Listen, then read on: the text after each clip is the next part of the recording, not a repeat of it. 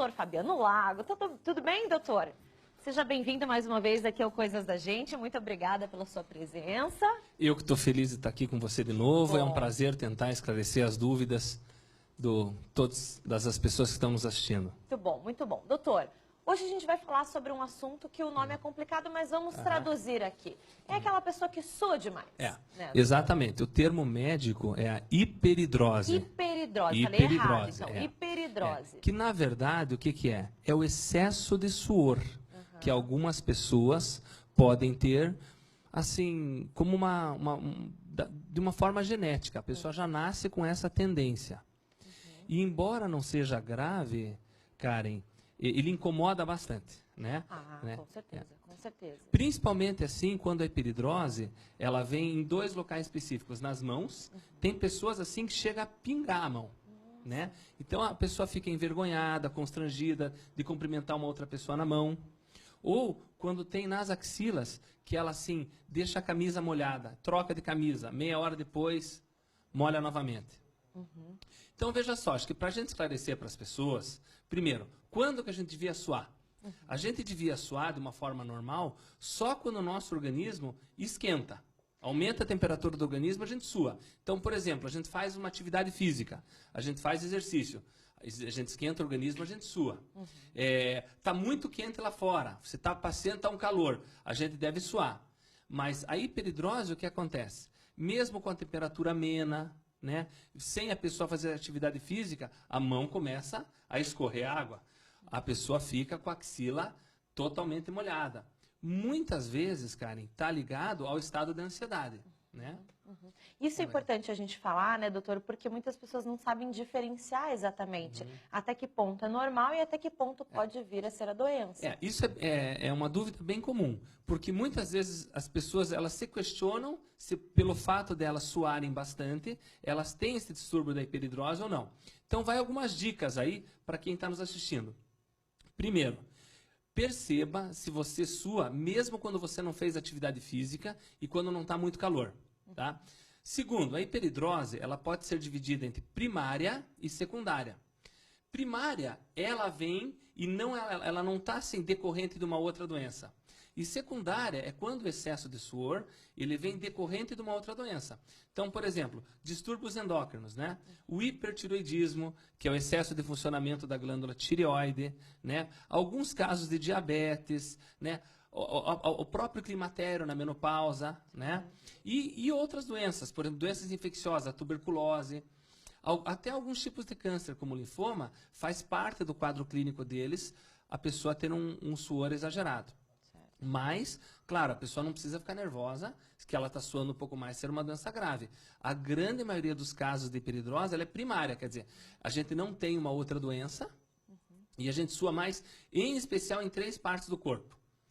Axilas, mãos e pés ou na cabeça. Nossa, né? perfeito. Então tem esses 3 pontos. Tá. Doutor, eu vou convidar agora para a gente assistir uma matéria que a gente fez com uma personagem nossa que tem esse problema, certo? E a gente vai identificar agora com a nossa matéria especial. Vamos lá. Desde criança, a Bárbara sofria com suor em excesso, mas achando que aquilo era normal, só decidiu procurar um médico depois de adulta. Foi aí que ela foi diagnosticada com hiperidrose. Eu vivi sempre daquele jeito, achava que aquilo era normal, mas daí na adolescência começa a incomodar, né? Vai em festinha e tá suando e apertar a mão é incômodo.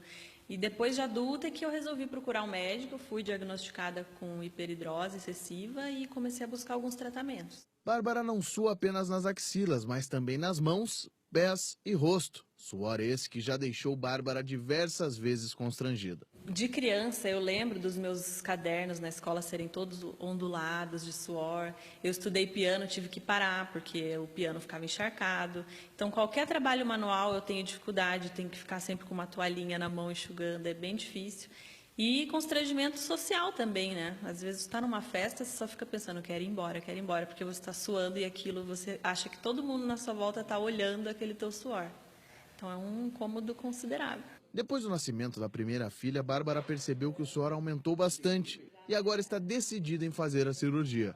Acho que até dobrou assim, o suor, foi bem diferente. Então eu procurei um um médico que me aconselhou a cirurgia. Primeiro eu tentei um dermatologista que me sugeriu um desodorante com composição de alumínio e melhorou no máximo 20%. Também procurei outra terapia alternativa, acupuntura, outras coisas que também não deram resultados satisfatórios. E várias pessoas que eu conheço que fizeram a cirurgia e médicos disseram que para mim a cirurgia é a melhor opção. Ainda com receio do procedimento cirúrgico, ela fica em dúvida se seria 100% eficaz ou se teria o chamado suor compensatório. Eu tenho medo, porque algumas pessoas dizem que todo o suor que você tem na mão, no pé, vai para as costas ou vai para a barriga, algum lugar assim. Então eu tenho esse receio de quão incômodo é esse suor compensatório, se vale a pena, se vai ser difícil conviver com isso também.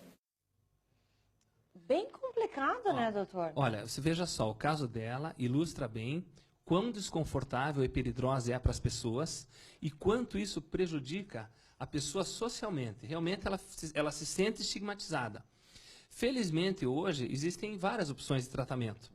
A gente pode dividir os tratamentos da hiperidrose basicamente em dois pontos, tratamentos clínicos e tratamentos cirúrgicos, vamos dizer assim. Nos tratamentos clínicos, existem medicamentos via oral, né, que a pessoa toma e que diminuem o suor. Infelizmente, o resultado não é bom, né? Tem alguns efeitos colaterais, são resultados transitórios enquanto ela toma o remédio, não tem nada que um medicamento possa fazer como curativo, então eles não são muito eficazes. Fora isso, existem tratamentos tópicos, quer dizer, desodorantes. O caso dela é muito severo. É isso que eu ia perguntar. O caso dela já é um caso um pouco mais grave. O caso dela é um caso assim mais grave do que a maioria das pessoas. Então, eu acho que ela foi bem encaminhada para a cirurgia. Me parece que no caso dela, a cirurgia está bem indicada. Mas para casos mais leves, existem desodorantes especiais ou existem até... Eu, no caso, sou endocrinologista. Mas existem... A pessoa pode ir num dermatologista... E eles mandam preparar certas loções, realmente são à base de alumínio. E a pessoa passa na axila, ou passa nas mãos, ou até nos pés, se o problema for nos pés, e com resultado satisfatório, sabe? Ele leva alívio, assim, a uma boa parcela dos pacientes. Nos casos mais graves, e aquelas pessoas que já estão cansadas da hiperidrose, e elas querem um tratamento mais definitivo, aí a gente também tem essa opção. No caso, normalmente quem faz essa cirurgia são cirurgiões torácicos. Ultimamente, o pessoal tem usado muito Botox. Então, por exemplo, a pessoa ela sua muito na axila. Então, faz várias aplicações de Botox, mais ou menos 1 centímetro de distância a cada uma, e o resultado é muito bom.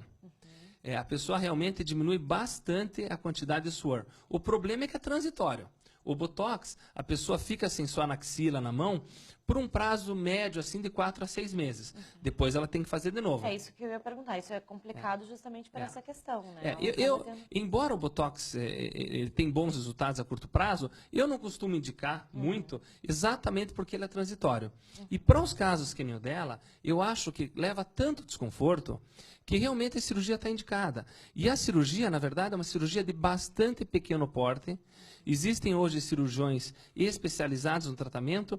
E o que eles fazem? A cirurgia, Karen, basicamente consiste em você... Na verdade, não é nem mais cortar hoje. Você coloca um clipe. Eles fazem uma clipagem no nervo que vai para as axilas e que vai para as mãos. É aquele nervo que vai dar a ordem para a axila suar ou a ordem para a mão suar. E realmente o resultado é excelente porque esses locais param de suar. Ela citou digamos assim, um efeito colateral da cirurgia muito comum. Normalmente, esse suor, esse excesso que estava nas mãos, ele para de sua mão, mas a pessoa vai suar em outra parte. Entendi. Geralmente é costas, é abdômen, né? Agora, mesmo que a pessoa aumente o suor nas costas, para a maioria dos pacientes, se você perguntar para eles depois, olha, você está suando mais nas costas, você não sua mais na mão. Você achou que valeu a pena?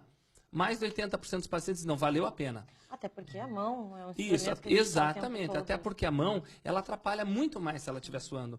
E aquilo, atrapalha tocar piano, atrapalha fazer tarefa. Eu tenho adolescentes que vão me procurar no consultório. Porque por que as pessoas procuram um endocrinologista com epiridrose? Porque é comum as pessoas acharem que isso seja decorrente de um distúrbio hormonal. Então, nós endocrinologistas estamos acostumados a avaliar.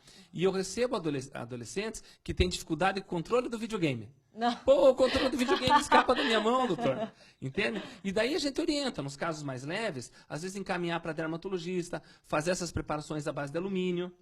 Né? E nos casos mais graves, eu costumo encaminhar para um cirurgião torácico, que ele faz a clipagem, e daí o suor desaparece. Muito bem. Doutor, continua aqui com a gente. Daqui a pouquinho a gente vai voltar a falar um pouquinho mais sobre a hiperidrose. E para você que tem alguma dúvida e você tem algum problema relacionado